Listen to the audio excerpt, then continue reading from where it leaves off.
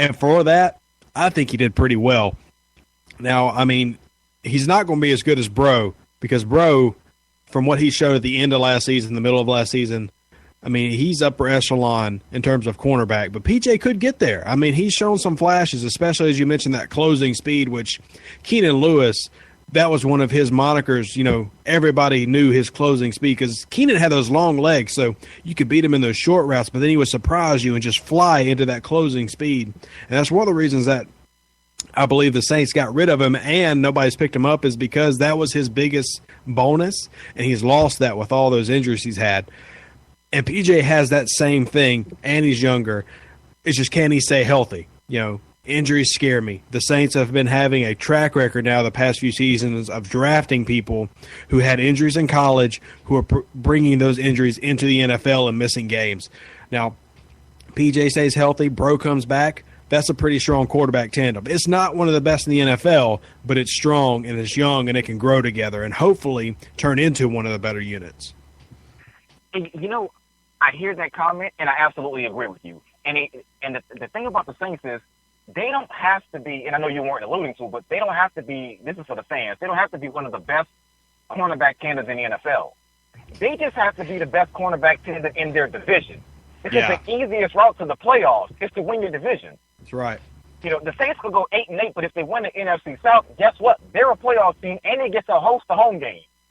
So it's not as bad as it seems. You have to be able to beat the team, the best team in your division. Then you have to build your team to beat the best team in your conference. And if you should have both of those in place, now you can focus on beating the best team in the other conference, and that's winning the Super Bowl. The Saints were able at this point to build a young defense that should grow with time. And as you said, when Sheldon Rankins comes back and that interior pushes back, that's going to allow Cam Jordan to get after the quarterback, and Paul Kruger should be able to do the same on the opposite side, because they're going to platoon guys on the opposite side of Cam Jordan. This is something we know. But this team has the potential, if they can live up to it. Now, I understand for some coaches, they always say potential is going to get you fired. But this team has the potential to get it done. The light switch has to come on for guys, and I hope that it does. It's kind of like I alluded to for Stephon Anthony. I'm hopeful that the light switch comes on for him, and he's able to learn the Sam linebacker position, because I don't think Laurinaitis is going to be giving up that position anytime soon. And I would hate to see Stephon Anthony's talents go to waste. Or he has to learn to play middle linebacker for a different team. Well, let me just hit on the divisional wins. Here's why I think it's so important for us to focus on that and not necessarily total win numbers or losing to Oakland. Does everybody know who's the leader of the NFC South right now? It's the Jameis Winston-led Tampa Bay Buccaneers. They're the only team in the division with a win. Do we seriously not think that the New Orleans Saints are better than that team? Yes, they might have, Gerald McCoy. But our team, overall, more talented, more stars, more firepower. And Atlanta, we've had Atlanta's number for, since we won the Super Bowl. The only one who can contest us, in my opinion, is the Carolina Panthers. And they showed that their defense, especially against the Broncos this past Thursday, their defense is not the Super Bowl defense that they just had. Their defense is not the shutdown defense they had last year with Roman Harper on it, of all people, and Josh Norman. Agreed. So the Saints could go 7-9 this year and still possibly win if Carolina doesn't fix that issue, because in my opinion, they should have beat the Denver Broncos, because to me, the Broncos might still have a great defense, which that's unarguable, but that offense is not the same without Peyton Manning at the helm. That'd be like if you took Drew Brees and replaced him right now with Cool Hand Luke or Garrett Grayson or Ryan Griffin or Chase Daniel, whoever. Yeah, the offense still has some stars, so it's going to score some points, but it's not top 5, top 3, possibly best in the NFL level. And that's what they had with Demaryius Thomas matching up with Peyton Manning and that whole team. So Carolina should have won that game, but they didn't. And I think that shows a lot about where they're going in this division. Now, Ron Rivera is a good coach. Let's give him credit for that. But can he turn that defense around? Can he actually recreate some superstars on the defense out of nobody? There's only 2 people on that entire Carolina Panthers team in general that actually scares me, and that's 1, Cam Newton, and 2, Kelvin Benjamin. Everybody else I think we can handle. I think our offensive line can handle their defensive line. I think our running backs can handle their defense. Our receivers can definitely handle their secondary. Kelvin Benjamin and Cam Newton, the only ones that scare me. I think we can take the division from them because of that. I totally agree with you on that. And when you're talking about the Carolina defense, like you said, they lost Roman Harper. They lose Josh Norman, who was one of their shutdown guys for them, especially in that zone scheme that they run. But the idea that a Trevor Siemian, a guy who had never taken an NFL snap, carved your defense up pretty well at that. You know, if it wasn't for the fact that the Carolina Panthers were able to make plays once the Denver Broncos got close to around the 30-yard line, that game could have been very different, you know, as far as a Denver win. Although the Denver Broncos were able to pull it out, that game could have slightly been, you know, more lopsided than what we saw. It was a great game nonetheless, and those defenses stood up when they had to. But Trevor Siemian was giving Carolina all they can handle. You imagine what Drew Brees can do to them, especially when you saw, as you said, Cool Hand Luke pretty much doing last season, and the Carolina Panthers escaped that one. Yep. How did they escape? Josh Norman makes the game-winning play. Josh Norman isn't there anymore. Same thing took place in the Dome. You know, the Carolina Panthers were able to make one good play here and there, and that guy's not there anymore. So I can definitely see the Saints taking that. And, of course, Atlanta is Atlanta. That's no need to discuss them. But Tampa's a different beast. I do believe Jameis Winston is the real deal. And, you know, if the Saints, for some reason, they struggle with Tampa. They seem to want to split those games a lot when it comes to Tampa. I mean, to be honest with you, Jameis Winston played last year, his very first game, pick 6 versus Marcus Mariota and the Tennessee Titans. The very next game, he played the New Orleans Saints, and he carved them up. So, I mean, the guy has the ability to bounce back. Well, yeah, I don't want to completely knock down Jameis Winston, but let me also say that he doesn't have the star power around him that I just mentioned for the Saints. I mean, he's got Mike Evans, who I think is very talented. I think Mike Evans is the reason that Johnny Manziel even got drafted, who actually is not even playing a snap in the NFL right now. But Doug Martin is not the Doug Martin of 4 years ago. You know, Charles Sims is not exactly a stellar replacement. That offensive line is not made up of, you know, the 2009 Saints. I think that they're a pretty beatable team. Jameis might be, you know, as you say, the real deal. Yeah, he did have 4 touchdown passes this past Sunday, but he doesn't scare me.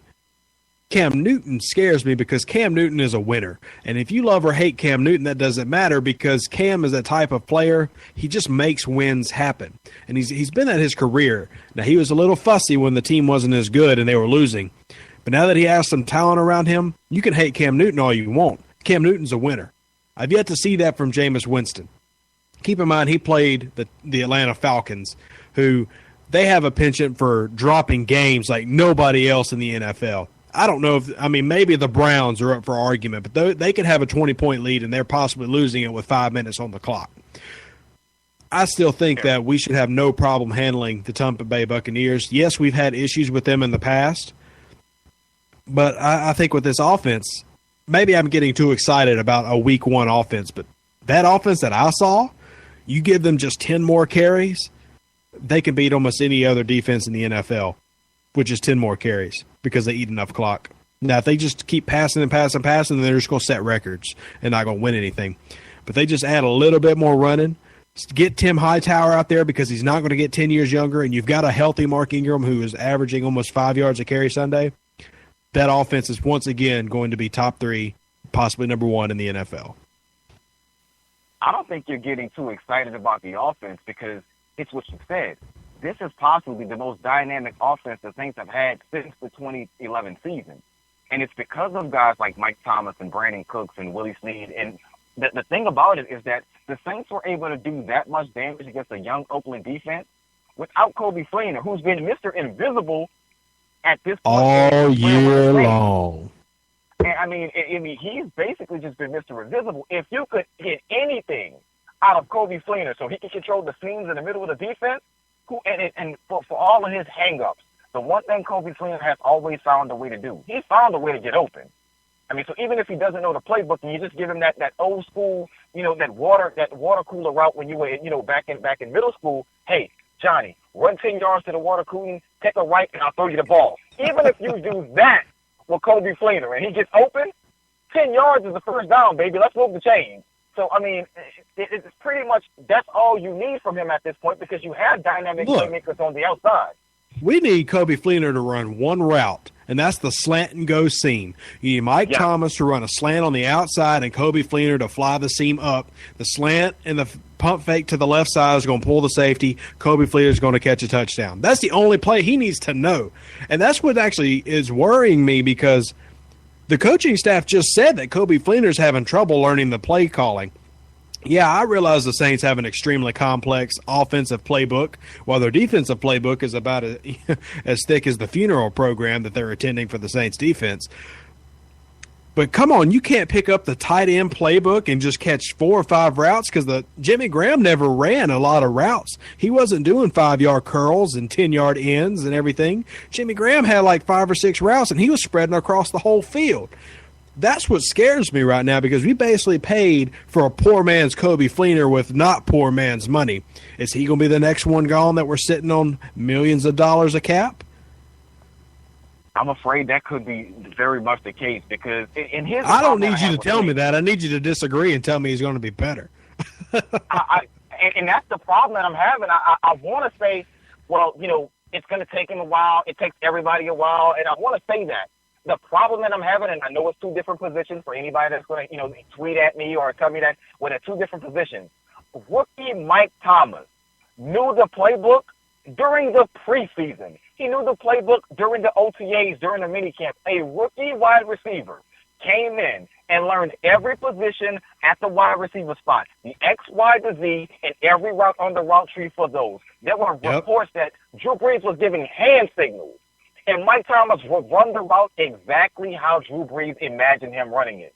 So why can't a veteran such as Kobe Fleener, who's been able to digest the playbook at Stanford, digest the playbooks with the Indianapolis Colts, and now you come to the Saints and you can't remember how to remember a play? I'm sorry. I mean, I understand that this could be a remember the Titans type of situation. It's like, you know, my playbook is only 6 plays, but like Novocaine, give it time, it's going to kick in. No, that's not what this is. If Kobe Fleener can't learn the simply, like you said, the simple plays that he has to run in his route, I'm sorry, because he's not a great blocker at all. No, I mean, he's Jimmy Graham. That spells trouble for me. Exactly, that spells trouble. Well, let's look forward to this upcoming game against New York. Maybe Kobe Fleener can come out and, you know, show out what we've been missing, because if there's any game where we need a bigger tight end or a bigger receiver, it's games that are outside. Saints fans hate hearing it, but the fact is Drew's less accurate and usually less productive when he's outside. The air is different, the temperatures are different, there's different humidity. There's just a ton of different factors that affects how the ball gets thrown. One good way to offset that is to have a bigger target. You know, Jimmy Graham had no problem catching outside in San Francisco in 2011 or outside anywhere else. You know, so maybe Kobe Fleener can come out next week. What's something that you think that your, you know, initial thoughts on that New York game? I'm afraid. Great way to start. Great way to start. The reason why I'm afraid is because I have no idea which Saints team is going to show up. If the Saints team that showed up versus the Oakland Raiders shows up against the New York Giants, I think the Saints have a puncher's chance. Yeah. The problem is Drew Brees at home is different than Drew Brees on the road. And it all starts with him. If number 9 is doing what number 9 does, and that's basically being, you know, a certified surgeon out there on a football field, the Saints have a chance. But if it's only on Brees that he has to throw for another 400 yards and another 4 touchdown, no interception game, the Saints will die a beautiful death because Eli Manning and the Giants can put up just as many points as the Saints. And we saw that last season. We had Delvin Breaux to go one-on-one with Odell Beckham, and the Giants put up 49 points. That was no fluke.